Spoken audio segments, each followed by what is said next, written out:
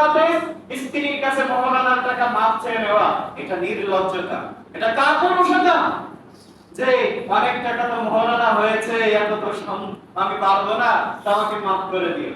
নতুন মানুষ না চাইতেও আপনাকে মাফ করে দিবে, কিন্তু একদিন তালাক দিয়ে দেখেন না ও মাফ করেছে কিনা, ও অবশ্যই দাবি করবে। সুতরাং এই মাফ নয়। আবার আপনি ভাবছেন মহারানা যত টাকা ধরে ধরুক কোনো সমস্যা নেই, আমি তো মাফই করবো না, মাফ চেয়ে নিব, আমি তো একে দিবই না, মাফ চেয়ে নিব কিংবা যা হোক করে যা ধরে ধরুক। এভাবে প্রতারণার যদি ইচ্ছা থাকে আর আপনি যদি মারা যান, তাহলে যা কিছু হয়েছে সব ব্যভিচারে রূপান্তরিত হবে। তাই সতর্ক এবং সাবধান হতে হবে যেন আমরা এগুলো প্রতারণার কোনো ইচ্ছা না থাকে।